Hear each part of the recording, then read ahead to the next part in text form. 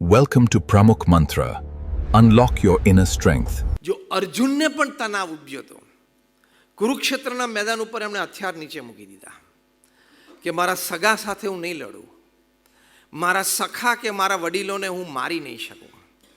ભગવાન કૃષ્ણ એને સમજાવે છે કે આ ધર્મનું યુદ્ધ છે. અધર્મ એની સૌથી ઊંચી કક્ષાએ પહોંચી ગયો છે. સમાજ એનાથી દુઃખી છે, માટે તારે અધર્મનો નાશ કરવાનો છે. તું આ સંકુચિત દ્રષ્ટિ કે મારા સગા છે અને મારા વડીલો છે એ તું મૂકી દે. તું ખાલી એ સામેવાળાના સમુદાયને અધર્મ તરીકે જ જો. એક દ્રષ્ટિ આપી, ભગવાન એને એક દ્રષ્ટિ આપી. અને આ જ્યારે દ્રષ્ટિ આપી ત્યારે અર્જુન થોડા સમજ્યા, પણ પછી ભગવાન કૃષ્ણએ સ્પષ્ટ કીધું, સર્વધર્માન પરિત્યજ્ય મામ એકમ શરણમ વ્રજા, અહમ ત્વામ સર્વે પાપેભ્યો મોક્ષયિષ્યામિ મા શુચઃ. ભગવાન કૃષ્ણે અર્જુન કીધું, તું તારા મનના માનેલા બધી જ વાતોને ધર્મ મૂકી દે કે અમારા સગા છે અને અમારા મિત્ર છે, હું આની પર કેવી રીતે બાણ ચલાવું. હું કહું એમ તું કર, તો હું તને તમામ અધર્મ કે પાપમાંથી બચાવીશ અને તારું શ્રેય કરીશ. તું મારું માન, હું કહું એમ કર. એ ઉપદેશ આપણા સનાતન હિન્દુ ધર્મશાસ્ત્રનો છે, આપણા પ્રશ્નના સમાધાન માટે. કે આ સમજણથી ભગવાન કૃષ્ણએ અર્જુનનો તણાવ દૂર કર્યો. સૌડી સમજણ અર્જુને ગ્રહણ કરી એટલે તણાવ ગયો.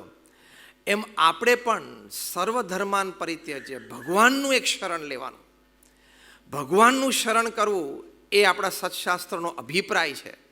તો આપણો પણ તણાવ દૂર થઈ શકે, કારણ કે એમાં આપણે માનીએ કે ભગવાન સર્વ કરતા હરતા છે, એટલે આપણો તણાવ દૂર થાય જ. યુનિવર્સિટી ઓફ માયામીમાં એ લોકોએ સર્વે કર્યો. લગભગ 10,000 વ્યક્તિ ઉપર 10 વર્ષ માટે સર્વે થયો કે જે વ્યક્તિઓ ભગવાનમાં શ્રદ્ધા ધરાવે છે અને જે વ્યક્તિઓ ભગવાનમાં શ્રદ્ધા નથી ધરાવતી, એ બંનેને લાભ ગેરલાભ પરસ્પર શું છે.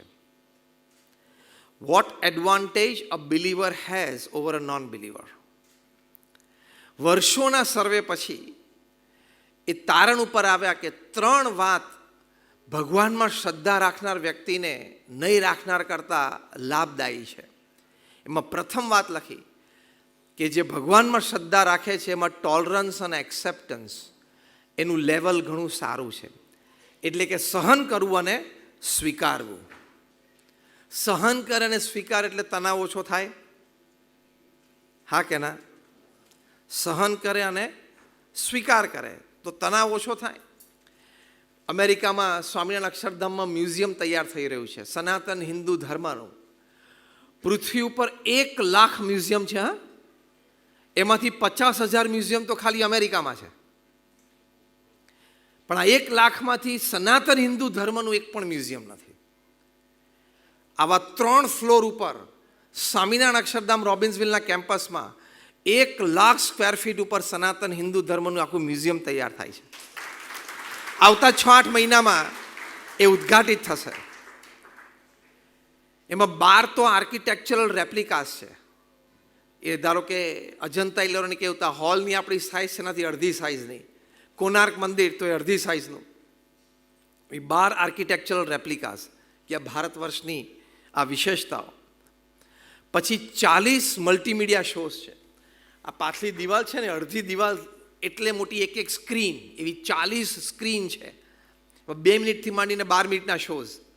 5-10 એટલે 20-25 જણા બેસી રહી શકે, અમુકમાં 100 જણા પણ બેસી શકે એવા થિયેટર્સ છે. કેટલા? 40. 85 ડાયરોમાસ છે, 85 ડાયરોમાસ. ધારો કે શ્રવણ એમના માતા પિતાના ખભા ઉપર લઈ જાય છે એવું એક ડાયરામાં. સીતાજી એ પોતે ભગવાન રામની સાથે ચાલી નીકળે છે કે હું પણ વનવાસી, મારા પતિ જો મહેલમાં હોય ને રાજા હોય તો હું રાણી છું, અને મારા પતિ જો વનવાસી હોય તો હું વનવાસી છું. આવો બીજો ડાયરો. આવા 85 ડાયરામાં છે. 200 લાઈફ લાઇક સ્ટેચ્યુઝ છે. પતંજલિ ઋષિ આખો ડાયરામાં છે એનો. 200 આવા સચ કે એમને યોગથી પૃથ્વીને શું આપ્યું. બહુ અદ્ભુત આ મ્યુઝિયમ બને છે. પધરામણી તો નાનો છોકરો હતો તો મેં કીધું કે today evening we are having a wonderful સભા and I think you are joining us isn't it. તો મને કે see I have assignments from school, I am really stressed out. 3જા ધોરણમાં તો બોલો, 3rd ગ્રેડનો છોકરો કે મને સ્કૂલના જે એસાઇનમેન્ટ્સ છે એમાં બહુ સ્ટ્રેસ્ડ આઉટ છું, એટલે હું સાંજે સભામાં નહીં આવું. આટલા નાના છોકરા શબ્દનો પ્રયોગ કરતા થઈ ગયા, બોલો. અને તણાવ, કારણ કે જ્યાં સહેજ મન પ્રમાણે ન થયું એટલે તણાવ શરૂ. ત્યાં કેનેડામાં મોન્ટ્રિયલ યુનિવર્સિટીમાં ઇન્ટરનેશનલ ઇન્સ્ટિટ્યૂટ ફોર સ્ટ્રેસ એનું આખું એક ડિપાર્ટમેન્ટ છે. એનું બિલ્ડિંગ છે જુદું. એ બિલ્ડિંગમાં એની લાઇબ્રેરી છે. આ લાઇબ્રેરીમાં ફક્ત તણાવ, સ્ટ્રેસ અને એને લગતા વિષય કે ભાઈ stress management, how stress comes in your life, this that. પણ સ્ટ્રેસ શબ્દને કેન્દ્રમાં રાખીને જ બધા પુસ્તકો છે. કેટલા હશે? 1,00,000 પુસ્તક છે. કેનેડામાં મોન્ટ્રિયલ યુનિવર્સિટીના કેમ્પસમાં ઇન્ટરનેશનલ ઇન્સ્ટિટ્યૂટ ફોર સ્ટ્રેસ એના બિલ્ડિંગમાં એની લાઇબ્રેરીમાં 1,00,000 પુસ્તકો સ્ટ્રેસ ઉપર હશે.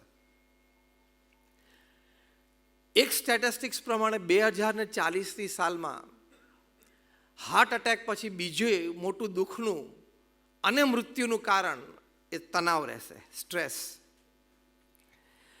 કારણ કે આપણે જેટલું જોઈએ આંખથી એ બધું જ જોઈએ છે, આપણે કાનથી જેટલું સાંભળીએ એ બધું પણ જોઈએ છે. હા કે ના? બધું તો તને કેટલું આપવું પછી? જેટલી વસ્તુ ગમી જાય એ બધું આપણને આપણી માટે જોઈએ છે. હા કે ના?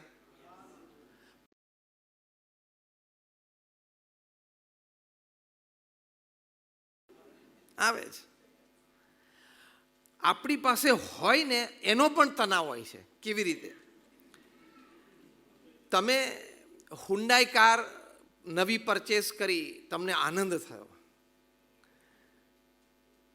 પણ એ આનંદ 24 જ કલાકમાં અથવા તો 2 કલાકમાં પણ તણાવમાં પરિવર્તિત થઈ જાય. ઈર્ષારૂપી તણાવ ક્યારે?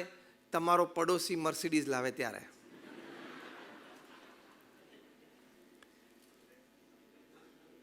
હુન્ડાઈનો આનંદ હતો એ ઈર્ષા ભાવમાં પરિવર્તિત થયો ને એ ઈર્ષા તણાવમાં પરિવર્તિત થઈ, કારણ કે તમારા હુન્ડાઈની બાજુમાં મર્સિડીઝ પાર્ક થઈ. એટલે તણાવ, સ્ટ્રેસ. અને તે દિવસથી વિચાર શરૂ થાય કે હવે અહીં સુધી મારે પહોંચવાનું છે. સ્પર્ધા ચાલુ એટલે તણાવ ચાલુ. પણ વિચારવાનું એટલું છે કે આ ઈર્ષા ને આ સ્પર્ધા ક્યાં સુધી કરવી, કેટલે સુધી કરવી?